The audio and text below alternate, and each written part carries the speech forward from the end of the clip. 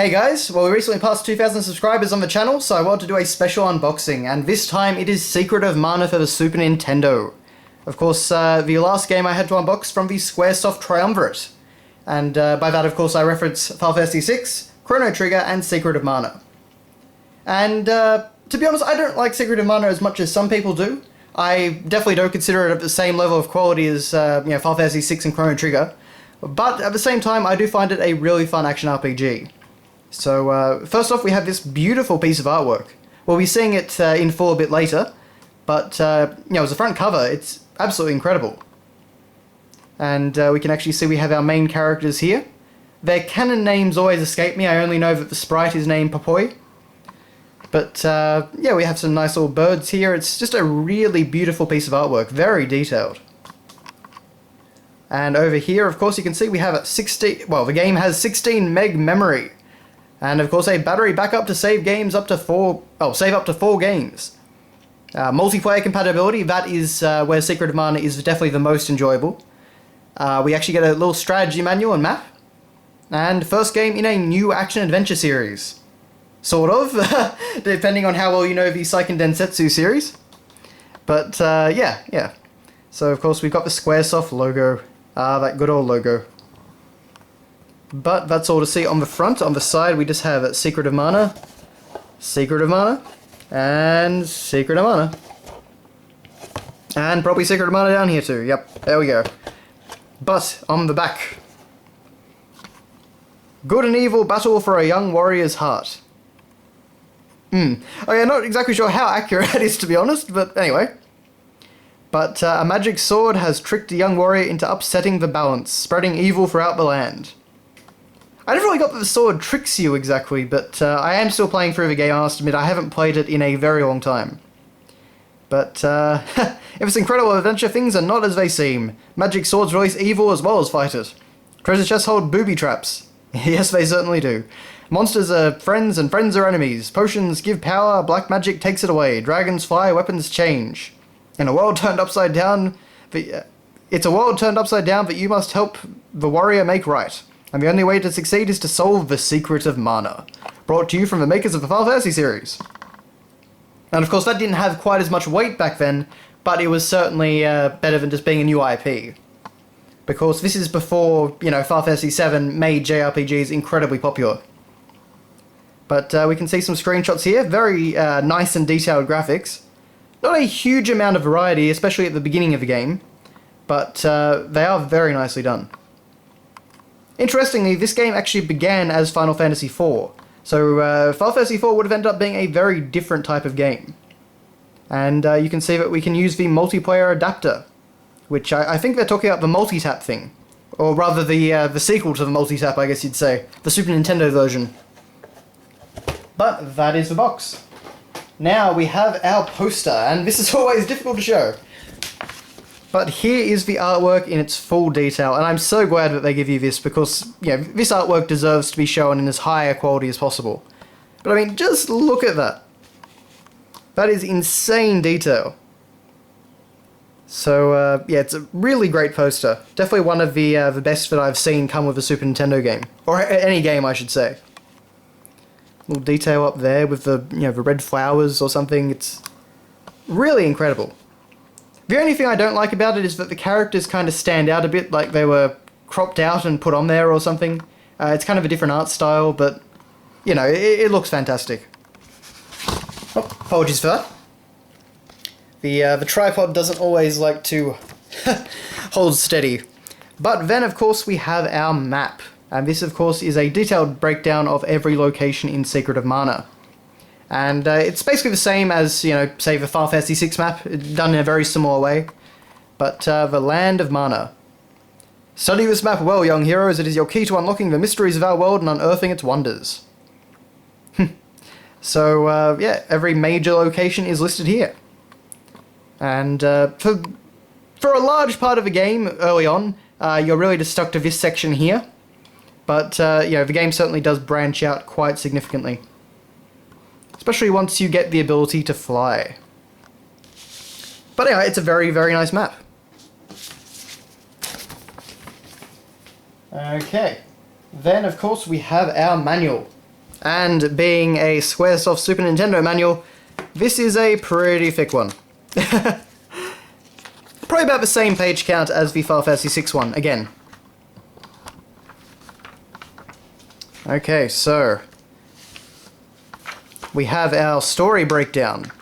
And this is actually kind of interesting, the artwork. The story is, your basic breakdown. It's actually done from another person's perspective. So that is kind of interesting. It reads well. Certainly, actually, it reads better than the translation in the game. But if we look at the character art here, you can actually see they're done in like a clay model style. It's kind of reminiscent of things like Earthbound and stuff like that, or Mother, I should say, the original. But they're very nicely done clay models. Very high quality. And we have the girl over here. And the weird thing that I always find is that Flammy, who is your your kind of winged mount in this game, is like this little plush toy or something. It's kind of a weird style, and you can see where they've kind of tried to crop out around his head. But yeah, just one of those little strange things. I love the idea that they actually made a Flammy plush toy. And you can see it again here. Did they sell that thing or what? That's very cute, very cute. But yeah, that's just an interesting way of doing the character artwork.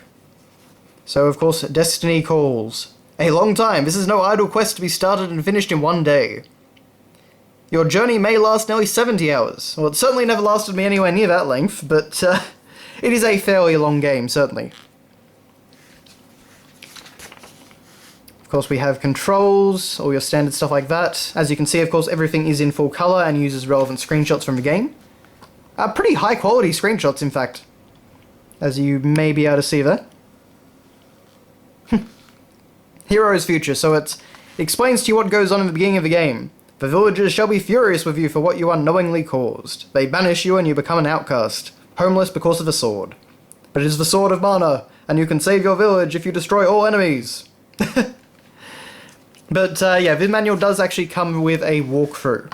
So that, I guess if you're new to the game, it is pretty straightforward for the most part, but that can be kind of helpful. Of course, for land around you, ring commands, merchant rings so we get some nice artwork. Editing rings and things like that. All the different options, and then we get the same artwork again. Just flipped, it looks like. So let's see, what else have we got in here? I mean, like a lot of RPG manuals from this point, it's really just explaining what everything is. Treating people as if they have never played an RPG before, because in a lot of cases they hadn't. So, and an action RPG particularly was very new. Another shot of that little stuffed Flammy toy. I really want to know what happened to that thing. Trader cats, or as they're called in the game, Nico.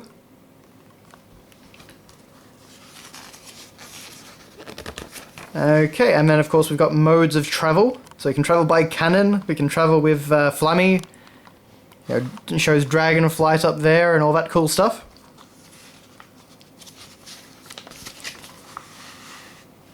So then it goes through obstacles. So of course we've got underbrush, so much like Zelda you can cut grass. Flowers, which are enemies. Chests, skull switches, teleporters, rocks, stalactites, poles, high steppers, and crystal orbs. And then it's got the special actions for every type of weapon. Or some of them anyway. And then it covers multiplayer. So of course you can play with every player character being controlled by a actual player. So it can be quite fun with 3 people, although I've only ever played it with 2, and that was a very long time ago. So yes, this is why I couldn't really remember the names. As you can see in the manual, they're just called Hero, Ally, and Ally. But it actually does it as if, you are that person. So like, with the girl down here, you are a very gentle but strong-willed young lady and have spent your life learning the healing arts and studying how to give strength to others. Which I'm not sure is exactly accurate, given that you get all those abilities during the game, but anyway. And then we get sprite magic, so all the different abilities and things like that. So as you can see, it lays everything out in quite a lot of detail. I mean, and there you go. So the other character is called the Sprite, and the girl is just called the girl. Which is not the most creative way of naming them, but, you know, they wanted you to name everyone yourself. But, yeah, it's a very detailed breakdown. And then we have the vast array of weapons, including some incredible artwork. All very high quality stuff. And it actually tells you all of their different forms. We've got the polearms, the whips, the bow and arrow, the boomerang. I apologise that the light has just disappeared. The sun must have gone behind some clouds. We have items, of course, so candy and chocolate, royal jam, fairy walnut, midge mallet, moogle belt, all that good stuff. And then we have a breakdown of armor and what its stats are. And, you know, only one stat just increases defense or reduces defense. But, you know, it's nice to have a long list of everything here. Apologies, my camera keeps trying to fall down. Just tighten that up a bit. So then we have the Traveler's Log, which is essentially the walkthrough. So get the rusty sword, you know, grind monsters, visit the item shop, equip armor, save the game, fight the boss, do all that good stuff. And so that takes you a little ways into the game, more or less up to the Haunted Forest area and the Witch. Yeah, so we go all the way up to the Witch. In fact, no, actually we go a little bit past that. I guess up to the first main dungeon in Gaia's Navel. So yeah, if you ever do get lost, you do have a handy-dandy guide available in the manual. And of course a strategy guide is available. But that's all that. And finally we have the cartridge, which is just about what you'd expect. So that is really all there is to see for Secret of Mana. It's a great package for collectors. Unfortunately, it has, like all the other Squaresoft games, it has gotten very expensive. Not quite as bad as some of them, but certainly still a very high-priced item. So, in fairness though, most Super Nintendo games are becoming like that now.